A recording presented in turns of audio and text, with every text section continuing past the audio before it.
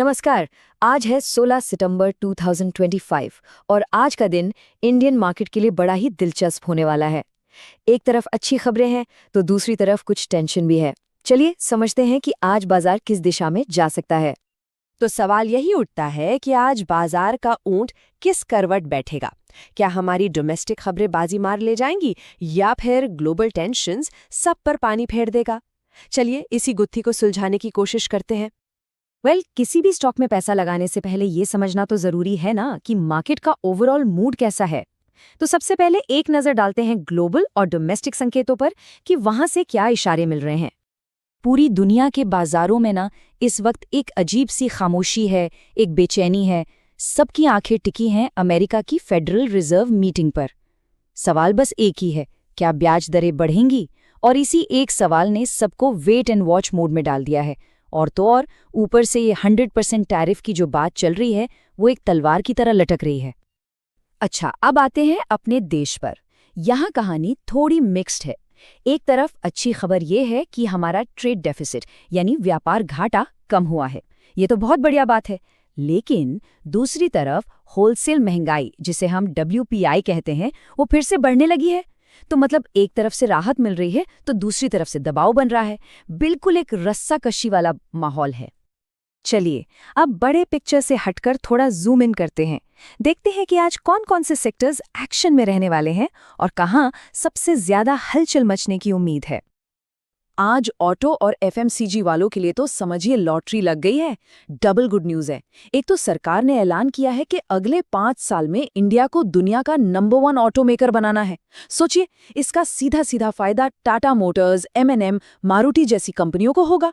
और दूसरी तरफ हाल ही में जो GST घटाया गया था उसका असर देखिए। करीब 6 लाख करोड़ की खपत बढ़ गई है। इसका मतलब HUL, ITC जैसी कंपनियों की तो चांदी ही चांदी है। और अब IT सेक्टर की आज की सबसे बड़ी खबर। इन्फोसिस ने, सुनिए ध्यान से, 18,000 करोड़ रुपए के शेयर बायबैक का ऐलान किया है। जी हाँ, 18,000 करोड़।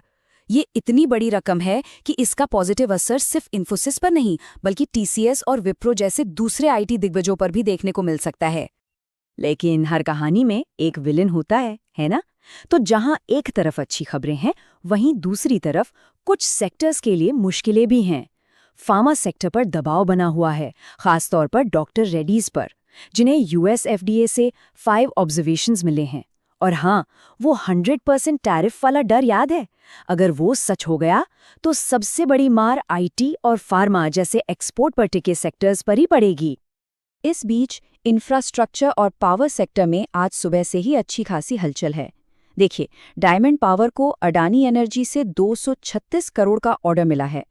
सेगल इंडिया ने 509 करोड़ का रोड कॉन्ट्रैक्ट जीता है और रेलटेल के हाथ भी एक नया ऑर्डर लगा है। तो क्लियरली इस सेक्टर में काम तेजी से आगे बढ़ रहा है। बैंकिंग सेक्टर के लिए तो आज एक जबरदस्त पॉजिटिव खबर आई है। फिच रेटिंग्स ने अनुमान लगाया है कि भारत की GDP ग्रोथ FY26 में 6.9% रहेगी। अब इसका मतलब क्या है? सीधा सा मतलब है, जब इकोनॉमी तेजी से भागेगी तो लोग और कंपनियां ज्यादा लोन लेंगी और इसका सीधा फायदा HDFC बैंक, SBI जैसे बड़े बैंकों को होगा। तो हमने काफी कुछ देख लिया, कुछ अच्छी खबरें, कुछ बुरी। तो इन सबको मिलाकर आज का निचोड़ क्या निकलता है? चलिए पूरी तस्वीर को एक साथ जोड़कर देखते हैं।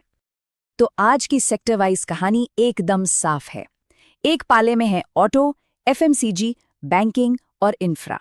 ये वो सेक्टर्स हैं जहां आज हरियाली दिख सकती है। और दूसरे पाले में है IT और फार्मा, जो ग्लोबल टेंशन्स और कुछ स्पेसिफिक खबरों की वजह से आज दबाव में रह सकते हैं। अच्छा, अब जरा टेक्निकल लेवल्स की बात कर लेते हैं। चार्ट्स के हिसाब से देखें तो निफ्टी के लिए 24,900 से 25,000 का लेवल एक मजबूत सपोर्ट जोन है। मतलब यहां से बाजार को सहारा मिल सकता है। लेकिन ऊपर की तरफ 25,150 से 25,200 एक बड़ी दीवार की तरह खड़ा है। इसका सीधा मतलब यह है कि आज मार्केट शायद इन्हीं दो लेवल्स के बीच में घूमता रहेगा।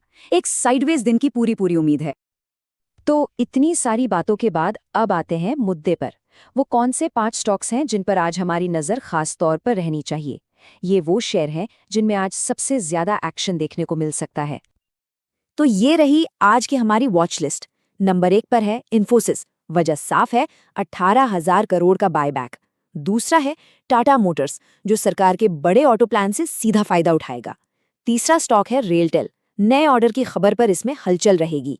चौथा है एचडीएफसी बैंक, मजबूत जीडीपी के सेंटिमेंट पर। और पांचवा और आखिरी स्टॉक है अदानी एनर्जी सॉल्यूशंस, जिसे डायमंड पावर के साथ मिले नए प्रोजेक्ट से बूस्ट मिला है।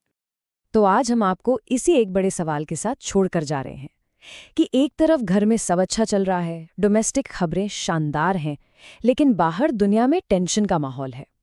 तो इन मिले जुले संकेतों के बीच क्या बाजार आज अपना रास्ता ढूंढ पाएगा? ये देखना वाकई दिलचस्प होगा।